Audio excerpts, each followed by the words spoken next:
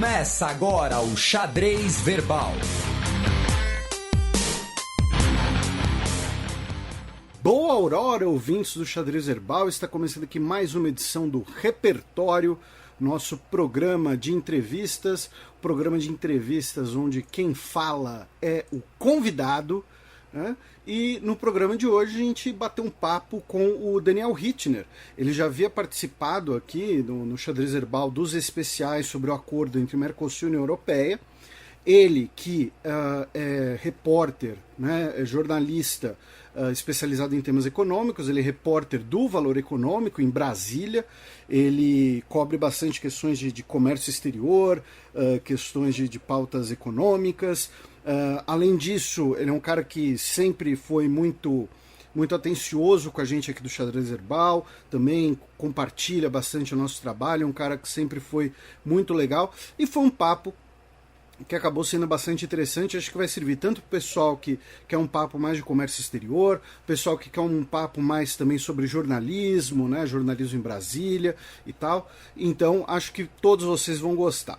Lembrando que, se vocês tiverem sugestões de convidados e principalmente contatos de possíveis convidados e convidadas para o repertório, escreva em contato@xadrezherbal.com, certo? Então é isso, eu vou me calar e vamos conversar aí com o nosso convidado, eu e o Matias, que participamos desse papo. Boa aurora, ouvintes da Central 3, está começando mais uma edição do Repertório, o podcast de entrevistas do Xadrez Verbal em sua segunda temporada. E hoje temos o prazer de conversar com o Daniel Rittner, ele que é repórter do Valor Econômico em Brasília. Tudo bom, Daniel?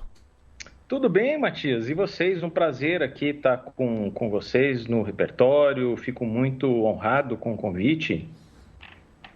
E, Daniel, aproveitando aqui sua segunda visita, né? Porque você participou do nosso especial sobre o acordo entre Mercosul e União Europeia. Esse programa aí já tem os seus 2 aninhos de idade. Devo ter falado mal para burro, porque nunca mais fui convidado, então. Nada disso, tanto que você está aqui. E vamos começar justamente por isso, né? O acordo Mercosul-União Europeia está travado há 2 anos. Você acompanha esse tema, você cobre esse tema no cotidiano e nos bastidores, inclusive. E a gente sabe, né, a retórica dos países europeus em relação ao acordo. Então, você tem a questão de protecionismo agrícola, a questão ambiental, as críticas ambientais feitas ao Brasil. Porém, vamos começar do lado do governo brasileiro, né? Como repercute essa demora para aprovação, ou isso não é uma preocupação, isso é levado com naturalidade? Como nesses últimos 2 anos aí repercutiu e foi lidado nos bastidores o atraso para ser ratificado, concretizado o acordo entre Mercosul e União Europeia? Felipe, se você me permitir aqui uma divagação, eu acho que o quase que abandono, né, porque já não existe muita expectativa de ter a ratificação do acordo do Mercosul-União Europeia, pelo menos neste mandato, né, presidencial aqui no Brasil, eu acho que faz parte de uma agenda liberal e reformista apresentada ao mercado em 2018 pelo hoje ministro Paulo Guedes, que acabou não se concretizando. Essa agenda tinha alguns pilares, principalmente 3, eu diria. Tinha um pilar de grandes reformas econômicas, macroeconômicas, e nesse aspecto foi uma gestão, a do Paulo Guedes, dentro do governo Bolsonaro, que chegou acelerando, porque já tinha uma reforma bem encaminhada e para usar um jargão aí do mercado, contratada pelo governo anterior, que era a reforma da Previdência. Você podia mexer aqui e ali, o governo fez uma proposta um pouco mais ambiciosa, mas no final das contas a gente teve uma reforma muito parecida com o que o Temer tinha apresentado e só não aprovou por causa do Joesley Day e seus desdobramentos no final das contas, né? Tínhamos essa agenda de reformas, grandes reformas macroeconômicas, que meio que também parou na reforma da Previdência.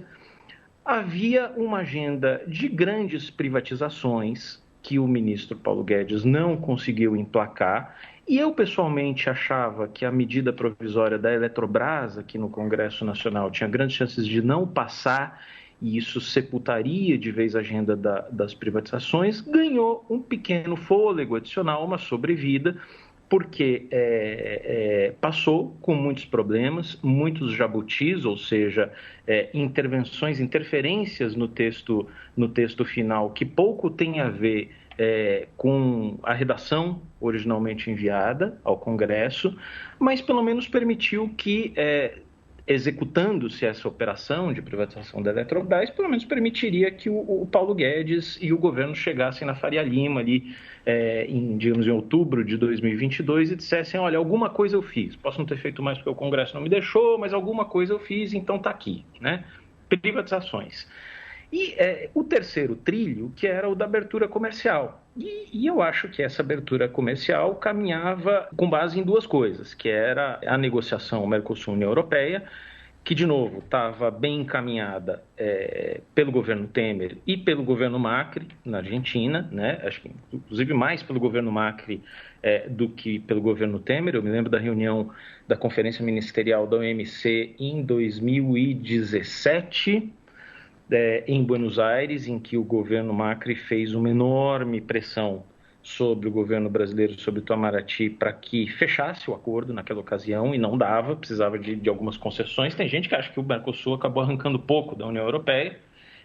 De qualquer forma, a postura do Mercosul de querer arrancar o que alguns dizem pouco da União Europeia foi tomada só no governo Bolsonaro, quando se anunciou o acordo, né? E outra vertente da abertura comercial, que era a liberalização unilateral, você essencialmente baixar a tarifa externa comum do Mercosul para ter uma abertura indiscriminada, unilateral, para todos os países que exportam para o Brasil, ou seja, tudo que a gente importa teria uma redução de alíquota, né? E o fato é que essas duas vertentes não caminharam a contento. A redução da TEC por causa das existências da Argentina, principalmente. O governo Macri era uma coisa, talvez topasse essa redução. O governo Alberto Fernandes é outra, e tem uma abordagem muito mais nacional desenvolvimentista, incompatível praticamente com a visão de mundo do Paulo Guedes e sua equipe. Então isso naufragou. Está naufragando porque ainda carece de uma deliberação final. E o acordo da União Europeia não prosperou. Eu realmente não consigo imaginar que uma decisão se tome ainda no mandato do presidente Bolsonaro. Inclusive também pouco se fala, né? Geralmente a gente coloca na conta dos europeus, e acho que está certo de colocar na conta dos europeus, porque eles realmente estão muito resistentes a levar adiante a assinatura e a ratificação do acordo, mas eu acho que na hora que destravar também do lado europeu, eu acho que tem uma briga grande aqui dentro, aqui no Mercosul. Acho que a Argentina poderia criar um pouco de dificuldades aí. Isso ficou um pouco ofuscado pela resistência europeia. No momento que se vira a página a se continuar um governo de viés kirchnerista, de abordagem nacional desenvolvimentista, não acho garantido que as coisas sejam encaminhadas por si só, como se a gente não tivesse mais obstáculo nenhum dentro do Mercosul. Daniel, a gente costuma se referir à missão do xadrez verbal de fortalecer o debate em relação à política internacional, e o Felipe costuma utilizar uma frase que é que o brasileiro recebe em real, mas come em dólar. Eu queria que você falasse um pouco do seu papel como um repórter da editoria de economia, de como traduzir, né, esses termos que parecem tão subjetivos ao grande público, né? Que muitas vezes, como o próprio mercado, acaba tendo essa visão um pouco estranha, né, ao consumidor, justamente.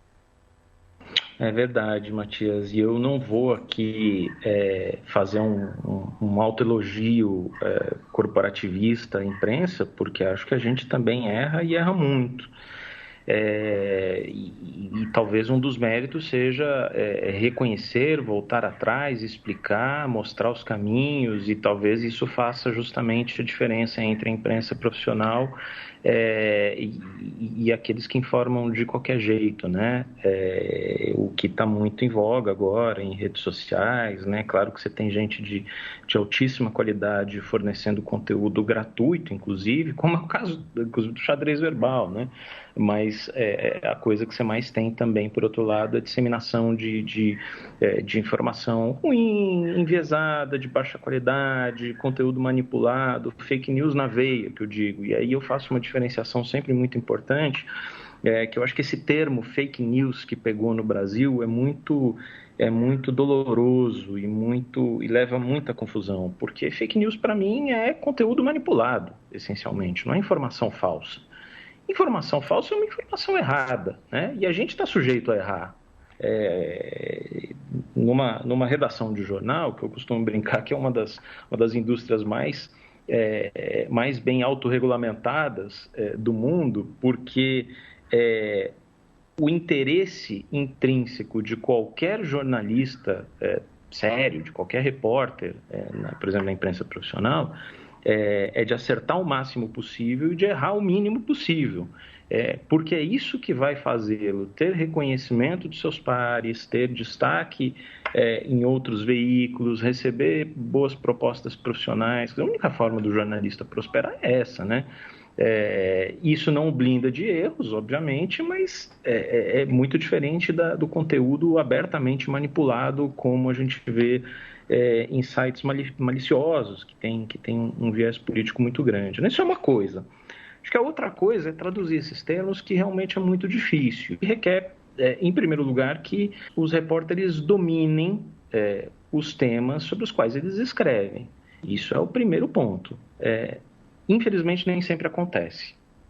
Essa cobertura mais especializada da mídia profissional infelizmente tem caído um pouco ao longo do tempo pelo esgotamento de recursos humanos, pela grande dúvida em torno do modelo de negócios, que a mídia, quer dizer, hoje a mídia não sobrevive, não consegue mais sobreviver só de anunciantes, ela precisa de mais assinaturas, as assinaturas muitas vezes não vêm, né? Então você encolhe redações, encolhe pessoas qualificadas, que têm mais senioridade, digamos, para transmitir esse conhecimento, né?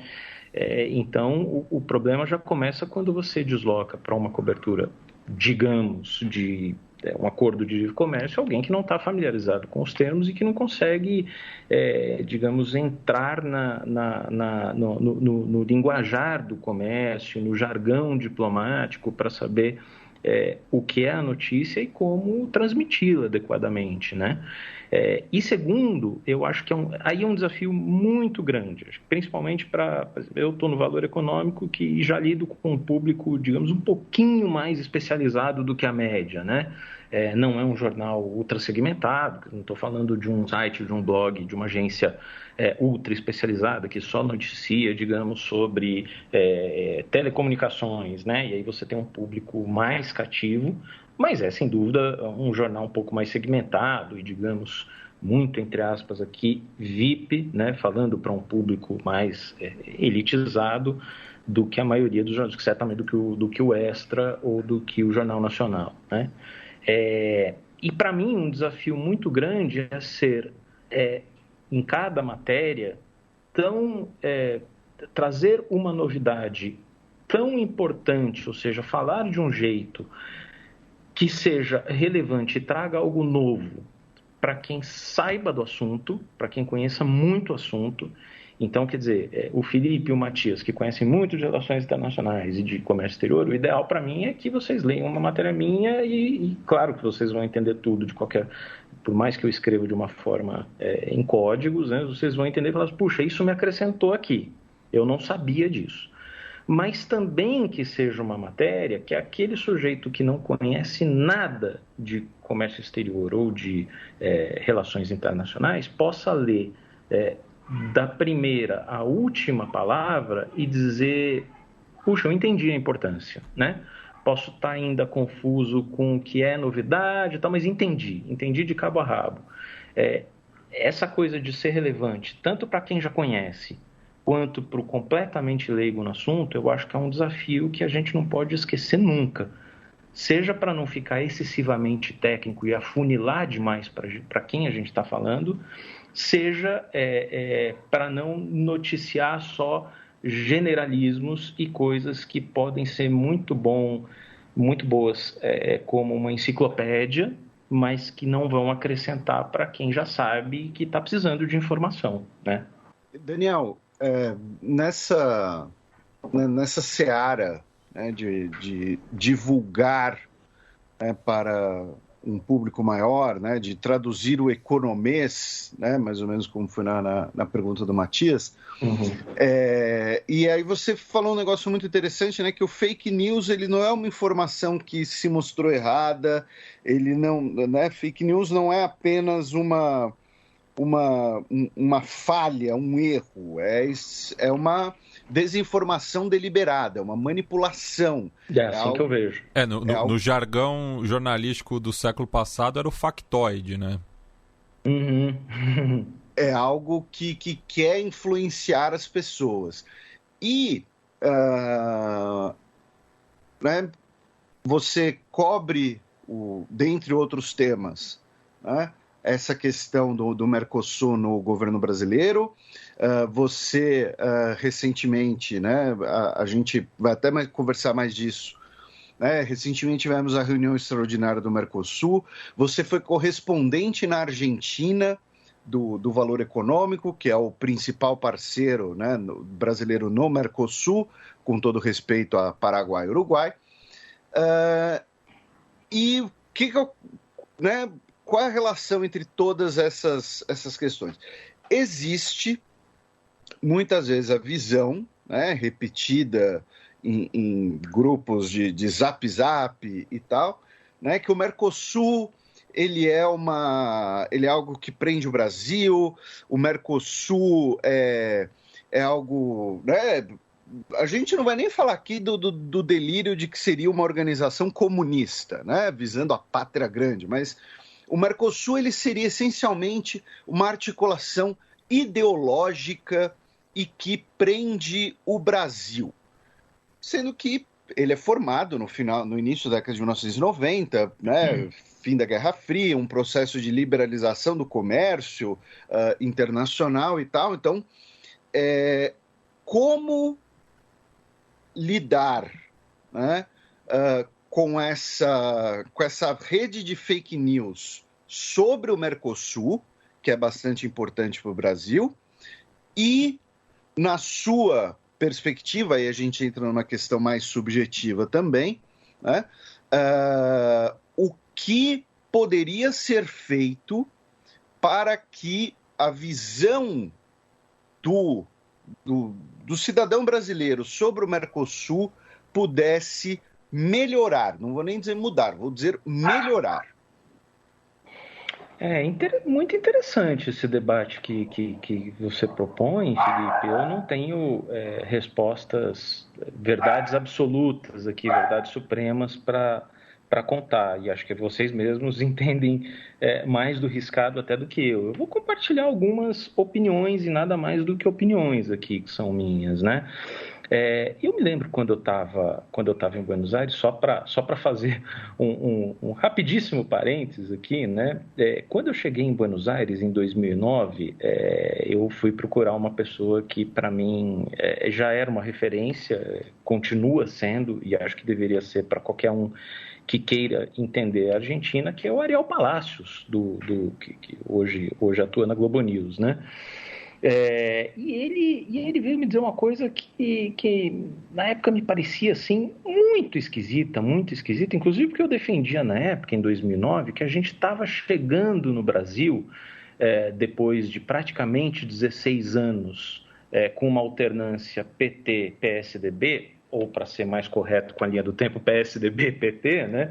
Que a gente estava chegando no que eu chamava de chilenização da política brasileira. O que eu queria dizer com isso? Que não importava tanto se iria ganhar em 2010 Dilma Rousseff ou José Serra, se ia ganhar o PT ou o PSDB, se ia surgir um novo partido de direita não radical, um partido de esquerda não radical, que as linhas básicas da política brasileira e da condução macroeconômica estavam mais ou menos definidas, que a sociedade não estava rachada, não é? Então, que a gente tinha algumas premissas do debate público que estavam bem assentadas e que a gente não ia ter grandes sacolejos, né? Não significa dizer que não haveria diferenças entre um candidato ganhar e o outro, mas as diferenças nunca haviam sido tão pequenas, por assim dizer, né? E aí, eu chegando com essa mentalidade, né, em Buenos Aires, e o Ariel veio me dizer, com aquele sotaque indecifrável, que você não consegue saber se ele é mais argentino, mais brasileiro, né? Mistura de londinense com portenho. E ele veio me explicar, falou, a primeira coisa que você tem que saber aqui na Argentina é que você nunca convida para uma mesma mesa no almoço, ou para uma mesma mesa no jantar na sua casa, kirchneristas e não kirchneristas. Isso é um erro capital, porque vai dar briga, as famílias brigam, os amigos, as amizades se desfazem, não dá. Isso é inexequível.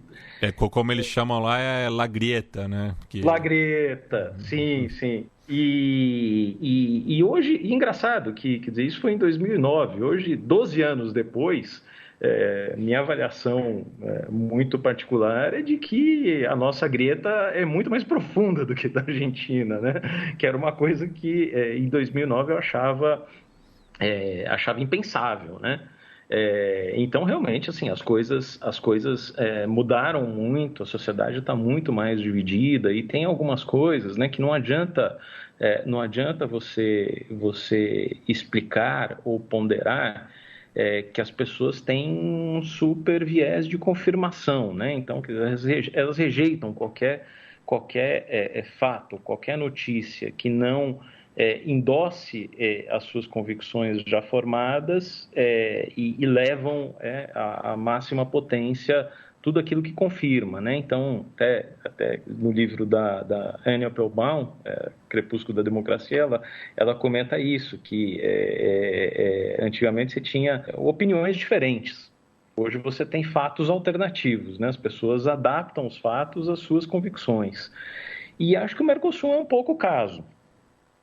Recorro à minha experiência também, odeio ser autorreferencial, mas recorro à minha experiência da Argentina para lembrar de uma conversa que eu tive com o Félix Penha naquela época. Félix Penha quem é? Um ex-secretário de Comércio Exterior, trabalhou no governo Menem, um dos pais do Mercosul, ali na área mais técnica, né? Foi uma das pessoas que mais construiu ali a primeira fase do Mercosul, né? A infância do Mercosul. E muito mais do que um analista de comércio exterior, já um senhor bastante idoso, inclusive pai do Marcos Penha, que foi chefe de gabinete, uma espécie de ministro da Casa Civil do governo Macri, né? Hoje um intelectual, já mais velhinho, né? E ele dizia o seguinte, falou assim, vocês tomem cuidado, o Brasil, veja que estamos falando aí do Brasil de 2010, mais ou menos, crescendo 7, 8% ao ano, recém descobrindo pré-sal, com Copa do Mundo e Olimpíadas, né, como sede, e a Argentina já em deterioração macroeconômica, né? E ele dizia, vocês tomem cuidado, porque vocês estão virando os argentinos do século XX. E o que ele queria dizer com isso? Que toda a impressão, toda a má disposição que os sul-americanos, ou os latino-americanos de forma geral, tinham com os argentinos no século XX, ou seja, vocês são vocês são os arrogantes, vocês são aqueles que não se sentem dentro do nosso contexto aqui, vocês são aqueles que chegaram diretamente dos barcos da Europa, né? Não estão aqui no lugar correto, né? Vocês são a Europa meio fora de lugar, né? E se enxergavam dessa forma, enxergando, quer dizer, o resto da América Latina como o resto mesmo, né? Quer dizer, que o Brasil estava assumindo um pouco essa postura. E embora a gente não tenha crescido quase nada na economia e tenha se deteriorado tanto politicamente, esteja numa grande confusão e tenha piorado nossos indicadores sociais, eu acho que o brasileiro continua de forma média, né? A média continua se enxergando como um país que está melhor do que a Argentina, né? Pelo menos nós estamos muito melhor ali do que a Argentina, né? E eu tomaria muito cuidado com esse discurso que pode gerar ressentimentos. Esse discurso inclusive pode ser, para quem acha que o Brasil tem que se descolar mesmo do Mercosul, se for o caso, quer dizer, pode até eventualmente ser bom a curto prazo. Não estou entrando no mérito, talvez não seja, mas para quem defende, né? Mas gera ressentimento. E vizinhança, essa relação com a Argentina é para sempre, não tem jeito, não dá muito para conceber que um país vá prosperar aqui e o outro só vá minguar para sempre, porque acho pouco provável que isso aconteça, né? A região poderia crescer como um todo ou desfalecer como um todo. Então, eu tomaria muito cuidado com esse discurso que pode gerar ressentimento.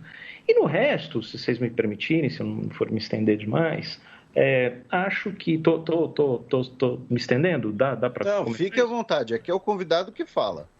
Eu só pensando o seguinte, né? Quer dizer, me dava um pouco de angústia ver a certa altura ali, digamos, início dos anos 2010, meados dos anos 2010, né?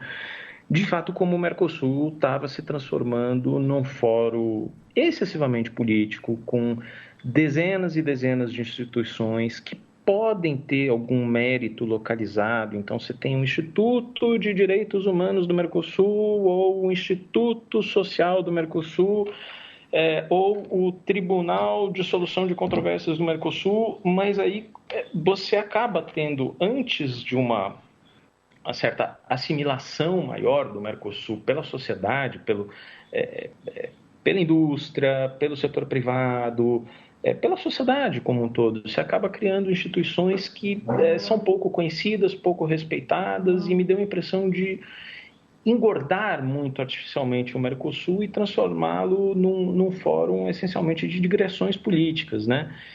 Então, como jornalista, por exemplo, eu identificava que as reuniões de presidentes, as cúpulas semestrais do Mercosul, cada vez mais eram ignoradas pela imprensa, né? Se antes, me lembro de uma cúpula no Mercosul em Ouro Preto, talvez em 2004, se minha memória não estiver muito ruim, que fomos, só pelo valor, fomos 3 jornalistas cobrir, né?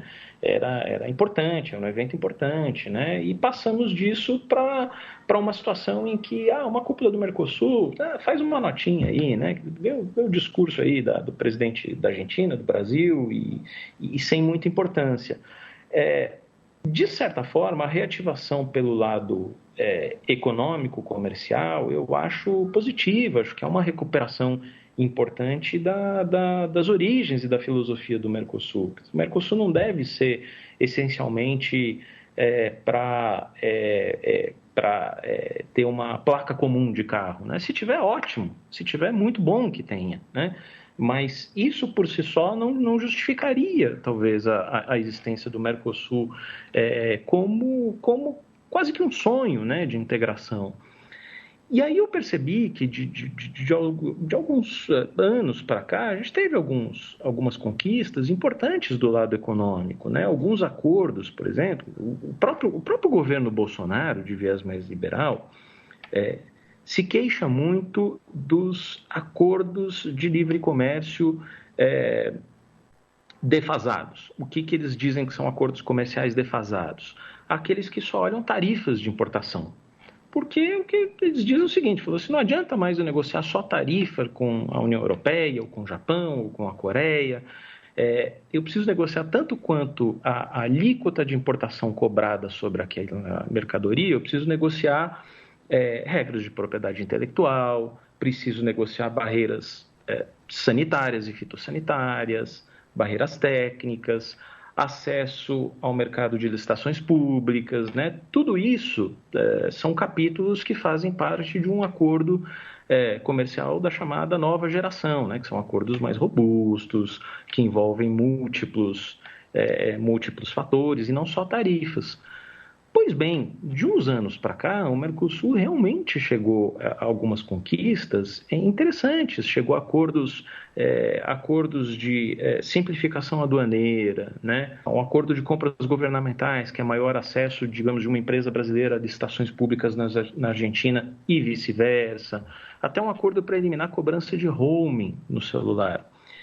E o que a gente percebe é que, enquanto o atual governo brasileiro coloca muita pressão, e pode ter sua razão de colocar pressão no corte unilateral da tarifa externa comum, deixou praticamente abandonado, largado mesmo no Congresso Nacional, a tramitação desses acordos que foram firmados nos últimos 3, 4 anos e cuja implementação seria super importante, porque a empresa que exporta para a Argentina e tem uma mercadoria retida na aduana em Buenos Aires, né, e espera 1, 2, 3 dias para aquele desembaraço, talvez ela tenha um custo maior do que a aplicação de tarifa ou a aplicação de algum outro custo, né? Então, você eliminar esses pequenos custos para o brasileiro, né, que vai para Buenos Aires, um dos grandes custos é o roaming do celular. Então, se você elimina o roaming do celular, você tem ali uma grande vantagem para o cidadão, né? Maior, provavelmente, do que o ganho que ele vai ter com o Instituto Social do Mercosul, né? Sem nenhum demérito ao Instituto Social do Mercosul, mas o ganho é mais espalhado, né? E o que me dá uma certa pena é esse enfoque excessivo do governo Bolsonaro agora na questão das tarifas, que aparentemente não vai rolar, né? Enquanto você tem bons acordos interessantes que dão um dinamismo, quase que inédito aí nos últimos 20 anos, 20, 30 anos, as regras do Mercosul, que já foram alcançados, a parte mais complicada de negociar já foi alcançada e eles estão lá quietinhos, sem nenhum sinal de movimentação no Congresso, a maioria na Câmara, mas depois tem o Senado ainda, né? Então, me parece uma pena. Daniel, o Felipe puxou a pauta do Mercosul em relação ao presente. Eu gostaria que você comentasse um pouco também sobre os BRICS, né? Pensando num futuro próximo também por conta, né, de um certo ruído do atual governo com outros membros desse grupo. Os BRICS, eu tenho uma trajetória de ter acompanhado menos os BRICS, porque você tem a cada um rodízio ali entre os cinco integrantes, né? E a cada ano a cúpula é realizada em um desses países. Eu no caso muito específico dos BRICS, foi uma das poucas organizações ou grupos que eu não tive a oportunidade nunca de cobrir uma cúpula no exterior, né? Mas eu percebo também, assim como outros fóruns, e aí eu estaria vários, né? Você teve o Mercosul, o G4, lembrando que é o G4, Brasil, Alemanha, Japão e Índia buscando um assento permanente no Conselho de Segurança da ONU, os BRICS, como vocês mencionam, a Unasul já praticamente, né, morreu oficialmente e ergueu-se o ProSul, que também não tem nenhuma relevância, né? A CELAC, que era o clube dos países latino-americanos, basicamente uma OEA sem Estados Unidos e Canadá, né? Todos esses fóruns acabaram muito esvaziados ultimamente pela diplomacia brasileira, né? Eu não sei, acho que em alguns casos de propósito, em outros não, mas acho que refletem também um pouco da perda de densidade, de musculatura do Brasil no exterior, né? Eu acho que, quer dizer, a medida nunca foi tão verdadeira uma desconfiança logo na origem dos BRICS de que você tinha dois países que puxavam muito ali o crescimento, que eram China e Índia, e destoavam completamente dos outros BRICS, né? Brasil, Rússia e África do Sul. Ou se você quiser pelo lado geopolítico, você pode incluir certamente a Rússia, né? Mas o Brasil ficou, sem dúvida, muito mais acanhado, né, no exterior, gostem os bolsonaristas ou não, isso é um fato, isso não é um juízo de valor, né? O Brasil realmente se faz menos presente, é menos ouvido e ouve menos. Não só é menos ouvido, como ouve menos. Eu me lembro de algumas reuniões que eu cobri em outras instâncias, né, OMC, por exemplo, em que era muito comum o Brasil liderar grupos informais, coalizões informais. Isso aconteceu, por exemplo, na OMC. Para quem nasceu antes do século XVII, teve a Rodada Doha, né, lançada em 2001, no mesmo ano da explosão das Torres Gêmeas, né? E em 2003 quase se alcançou um acordo no México, em Cancún, e na reunião ministerial da OMC criou-se ali o G20, que era uma articulação basicamente liderada pelo Brasil, um pouco pela Índia também, que era uma coalizão informal. O Brasil acabava sendo uma liderança meio natural dos países em desenvolvimento, e eu também vi em reuniões outras, né, da OMC, muitas vezes, quer dizer, um país africano não podia entrar, um país latino-americano não podia entrar em determinada reunião, e eu vi as delegações estrangeiras conversando com o Brasil, dizendo assim, não, o Brasil entrando, nós nos sentimos representados. O Brasil era um pouco o capitão e o porta-voz dessa turma, né? Aí entra um pouco, talvez aquela, né? Tô pensando junto com vocês aí, viu? Por favor. Eu via muito aquela discussão, né? Principalmente ali dos mais liberais, dizendo, mas nos interessa ser ali o primeiro colocado da Série B? Não era mais interessante a gente ser o último colocado da Série A?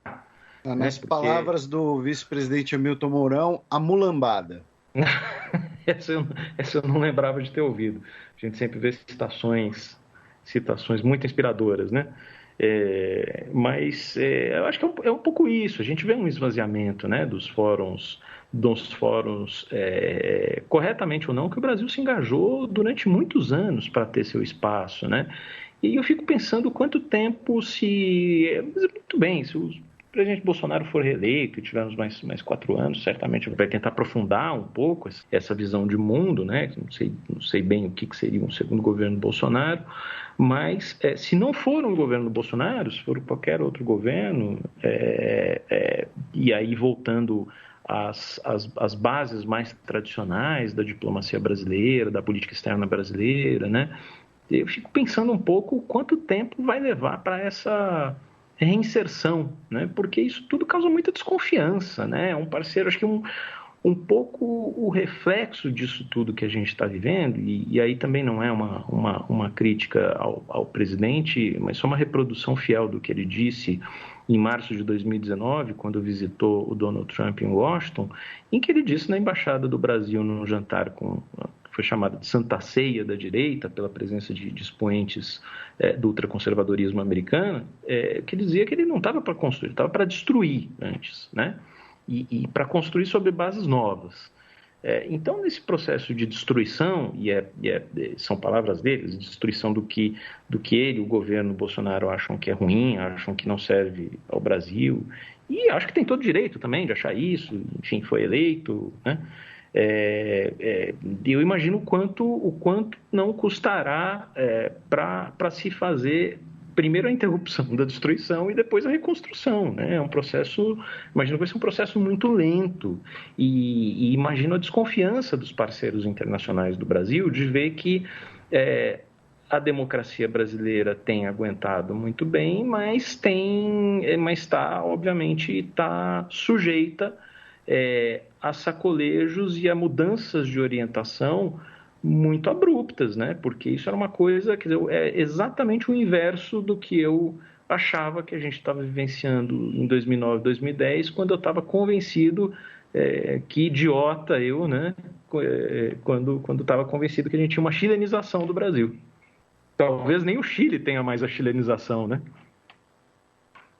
No Chile as coisas vão mudar agora, né? Com a Constituinte e inclusive foi no sábado, né, que elegeram a presidente da Constituinte, que é uma liderança mapuche. Continuando um pouco nesse tema dos BRICS, um assunto que eu sei que você está muito envolvido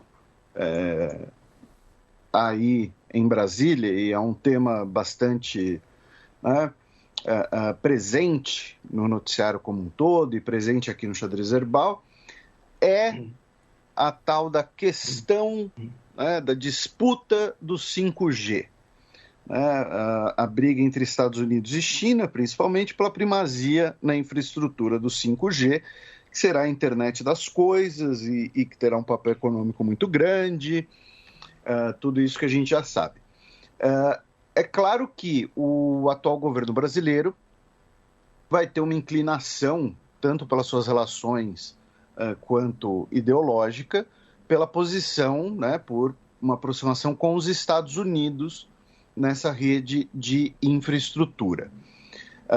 Ao mesmo tempo, a China também tem aliados, né, políticos aqui no Brasil, até por ser o principal consumidor de produtos brasileiros, e aí entra a chamada bancada do boi, né? A bancada ruralista tem na China um dos seus principais destinos, o principal destino.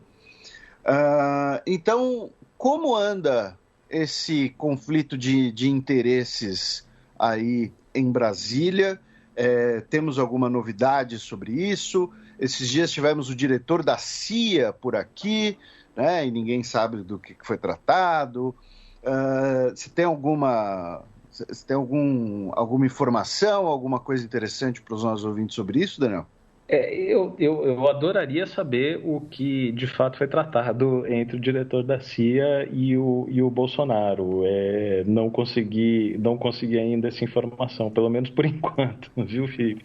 Mas eu tenho a impressão de que todas as partes envolvidas, tanto os Estados Unidos quanto o Brasil e a China, saíram mais ou menos, quer dizer, igualmente satisfeitos e igualmente insatisfeitos com a regra mais geral, né?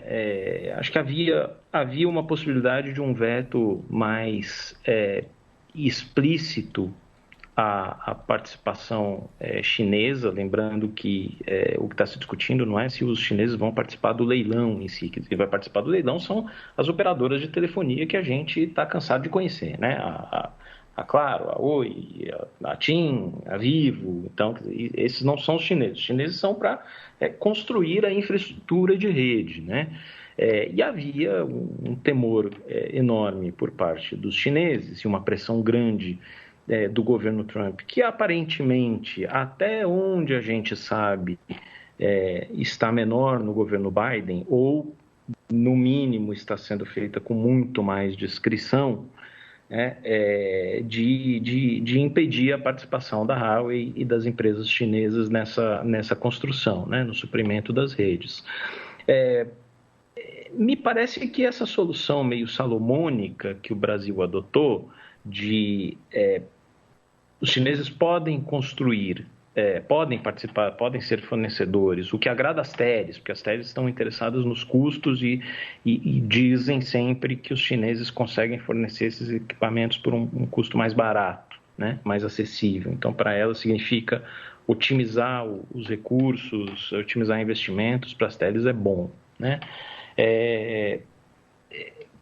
Conseguiu-se uma solução salomônica de permitir que os chineses construam as redes, sejam contratados pelas teles, mas fiquem afastados da rede própria do governo, da rede de segurança que vai operar só com as comunicações governamentais, que é um investimento bem menor, né? Alguns falam até inferior a $1 bi, né? R$1 bilhão.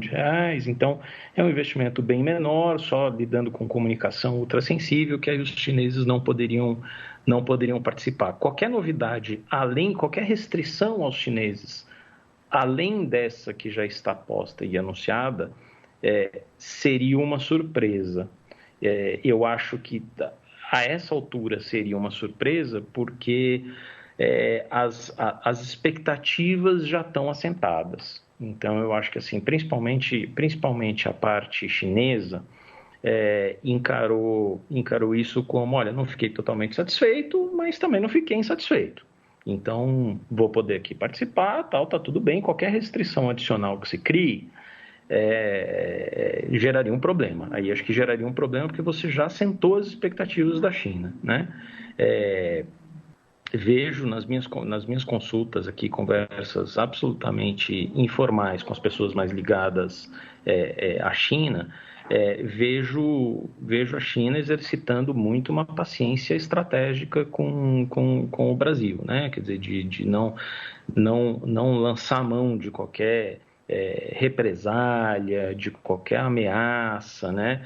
Eu tenho até sinceras dúvidas se o que houve ali em vários momentos de atraso no fornecimento dos insumos para a fabricação de vacina, o IFA, se foi de fato uma resposta direta a colocações, no mínimo, para dizer um mínimo, impertinentes, né, do governo brasileiro sobre a China, ou se são problemas mais burocráticos mesmo e que a China enfrentou, inclusive com outros países, né, em atraso de fornecimento de insumos, né.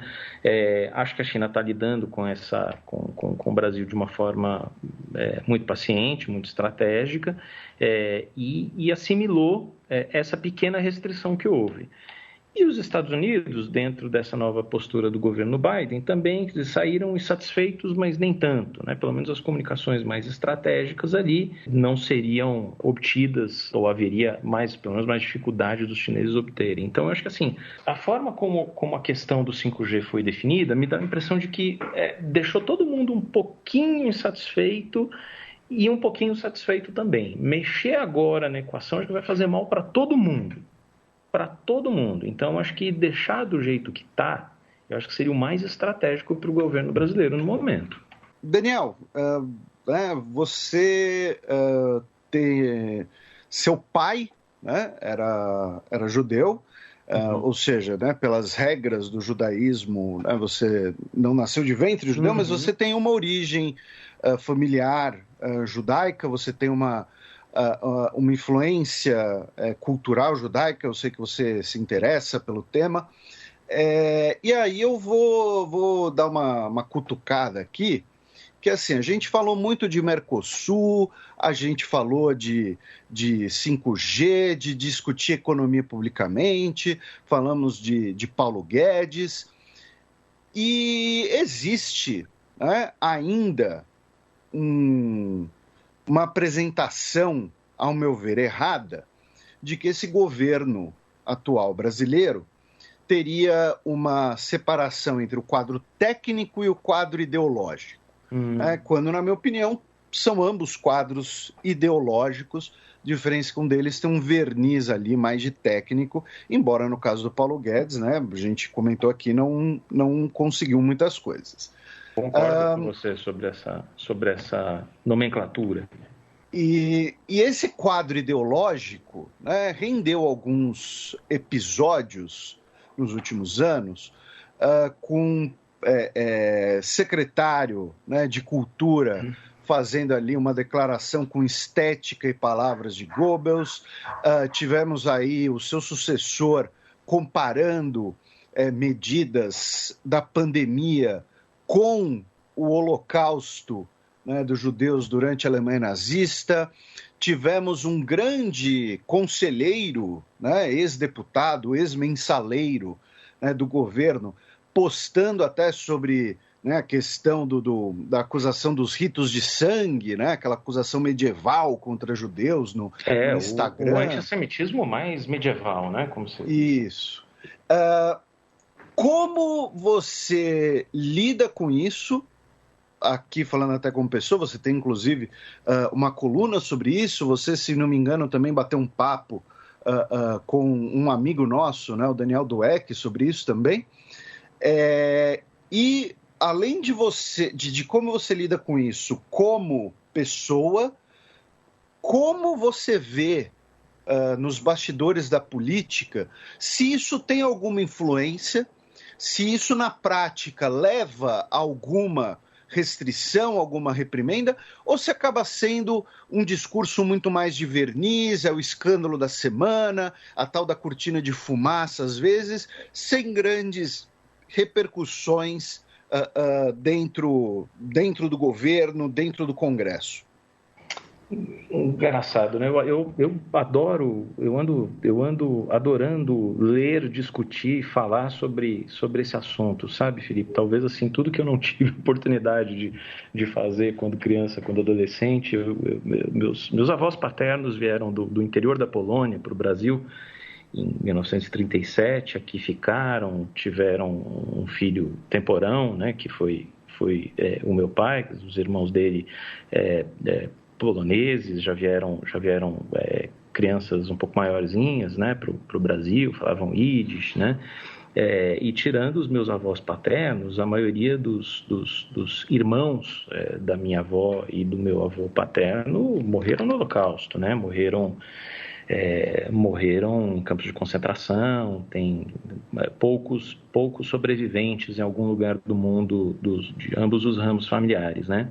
E eu acho curioso como eu sou natural de São Paulo, e onde acho que está a maior parte da comunidade judaica no país, e a gente, nós todos mais ou menos aqui regulamos, né, em termos geracionais, né, pelo menos, se não de idade, em termos geracionais, né? Era muito comum na minha infância, na adolescência em São Paulo, a gente esbarrar de alguma forma ou com um sobrevivente do Holocausto, ou com algum filho de sobrevivente, né? Ou, como eu cheguei a conhecer na Serra da Cantareira, ali num bairro mais perto da Serra da Cantareira, no norte de São Paulo, de um vizinho de um grande amigo meu até hoje, que era, na época, já deve ter falecido, que já era velhinho, um ex-soldado da SS, né? Isso é uma coisa que as gerações mais novas não vão ter a oportunidade de presenciar, ou vão ter muito pouco, né? Então, o contato com o que foi o Holocausto é cada vez menor, né? Esse é um ponto que acho que a gente precisa reconhecer isso. Segundo, que eu acho que vai ficando cada vez mais difícil que a gente tenha alguma obra, algum livro, algum filme, alguma série que seja inovadora, que aborde alguma... Isso sempre vai existir, sempre vai ter lá o Zoológico de Varsóvia, sempre vai ter o Pianista, sempre vai ter a Lista de Schindler, que também já deve ter uns 20 anos, né, que eu estou ficando velho, a Lista de Schindler já deve ter uns 20, 30 anos.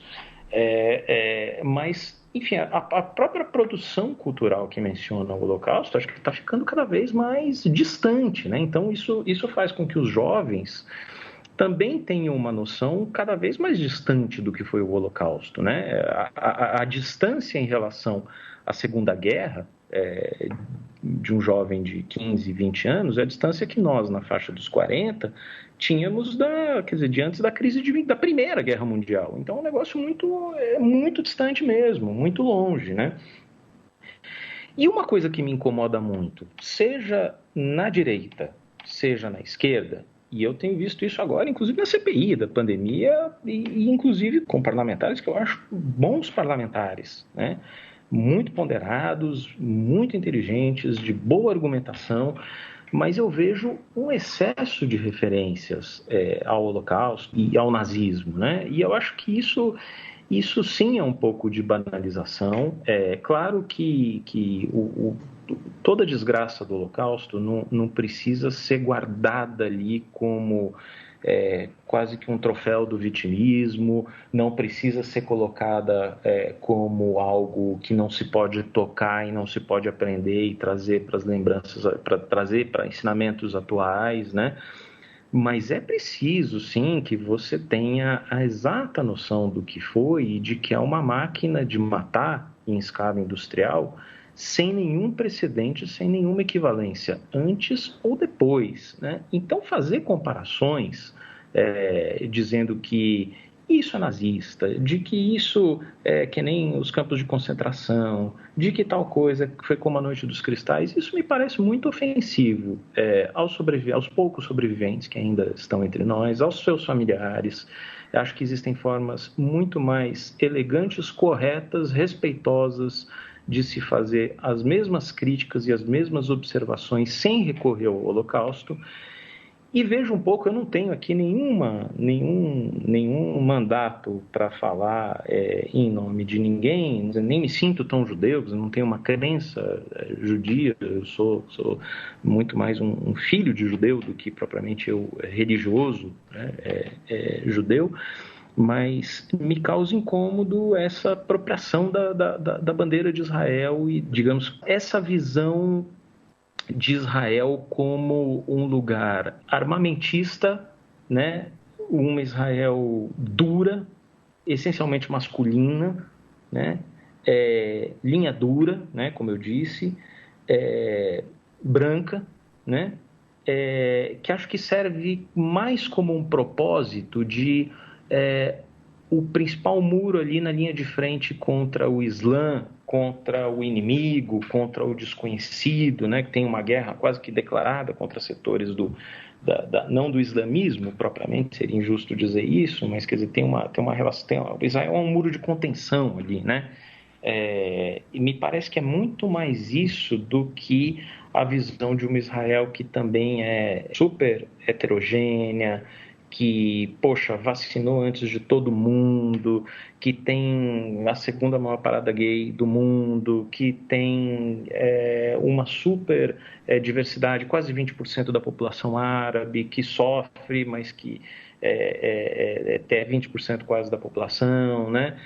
Então, essa visão de Israel, de quem ergue a bandeira em manifestação, eu não gosto muito, e acho que a gente precisa também, do outro lado, da esquerda, ser muito vigilante com a transformação de um discurso que é essencialmente contra o pessoal linha dura de Israel, que estava muito expressado pelos tantos anos de governo Bibi Netanyahu, né?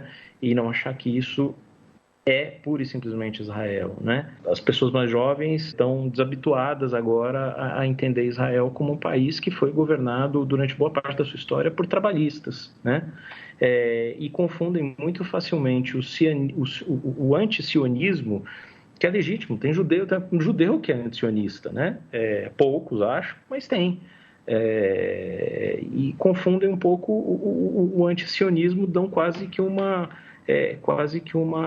brecha ali para cair no antissemitismo. Eu acho muito perigoso isso. Acho que os judeus não são mais a minoria mais frágil, nem no Brasil, nem no exterior, né? Acho que outras minorias estão muito mais em risco atualmente, mas é preciso que não se permita prosperar, né, esse discurso. A gente nunca sabe quando é ovo da serpente e quando rende frutos negativos mais adiante. Então, eu temo muito essas apropriações indevidas de bandeira, de divisão de Israel, pelo passado dos meus familiares, é algo que eu zelo muito.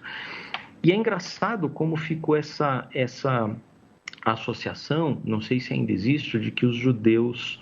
eu escrevi sobre isso no Valor, né, de que os judeus apoiaram o Bolsonaro, porque algumas lideranças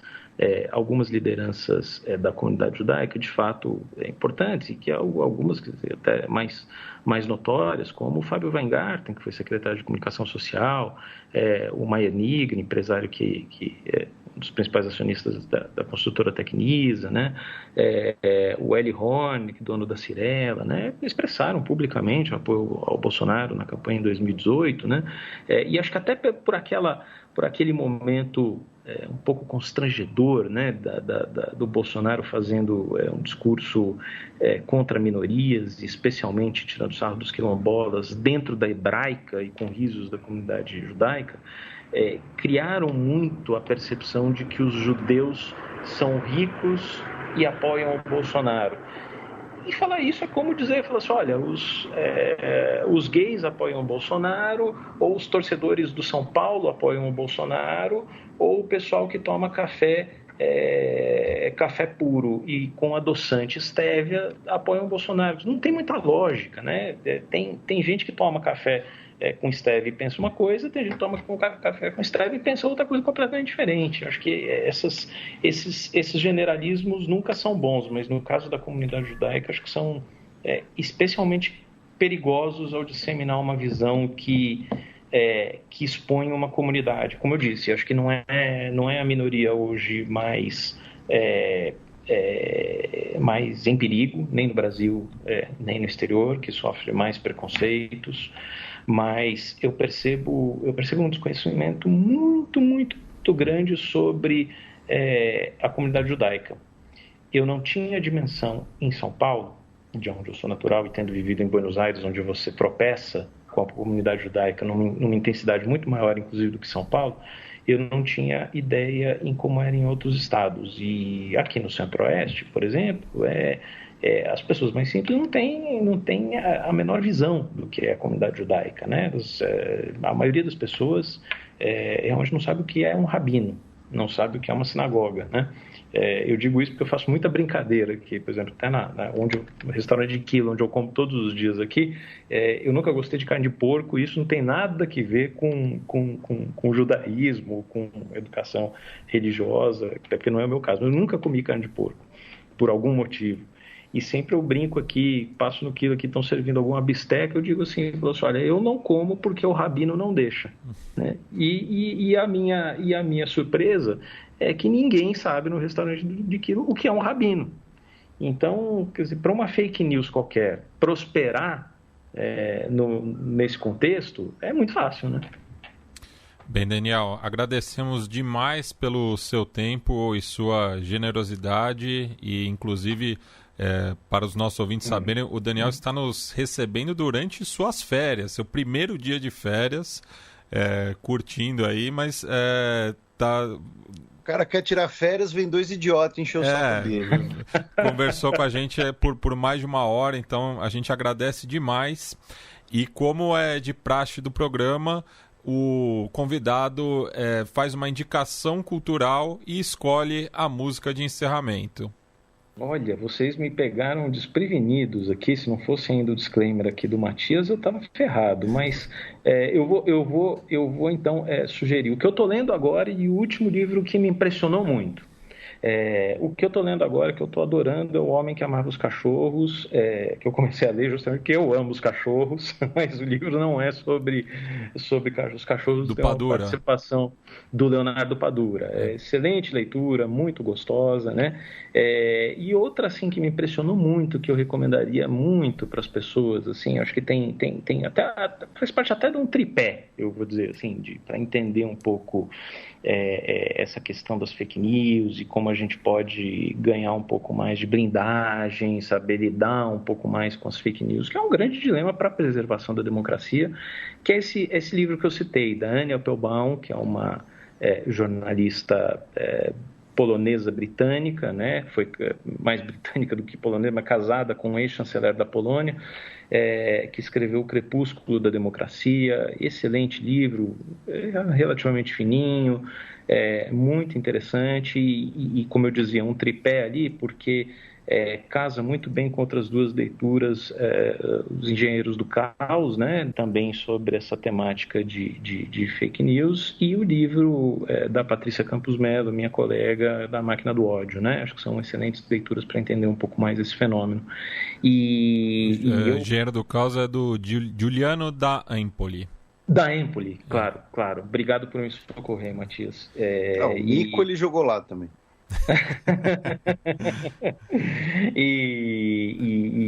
Bom, eu confesso assim que a minha ignorância musical é extrema. Eu sou assim, o meu maior calcanhar de Aquiles. Assim, eu sou da turma que quando chega em casa, em vez de ligar o som, liga a TV. E a maior parte das vezes, para desespero da minha mulher, em mesa redonda de futebol, né? Ou seja, é muito amor mesmo para ela estar comigo. Mas já que a gente falou de Mercosul, e eu até falei de Félix Penha aqui, que foi um dos fundadores do Mercosul, vou me lembrar da primeira música, quando eu era criança, adolescente, que assim, me marcou muito, assim, com uma música tipicamente argentina. E eu não vou falar de Mercedes Sosa, não, vou falar, não sei se vocês vão lembrar, de Como na Rubia en el Avión. Ah, sim, que inclusive foi do especial do Mercosul, foi a vinheta. Pois eu vou roubar. Los ladrones sueltos. Muito bom, aquilo é muito bom, marcou muito a minha adolescência, dancei muito aí com essa música, fiquei super feliz quando vocês tocaram no especial do Mercosul União Europeia e vou resgatar. Então, beleza, a gente encerra o programa então ouvindo Los ladrones sueltos com Una rubia en el avión.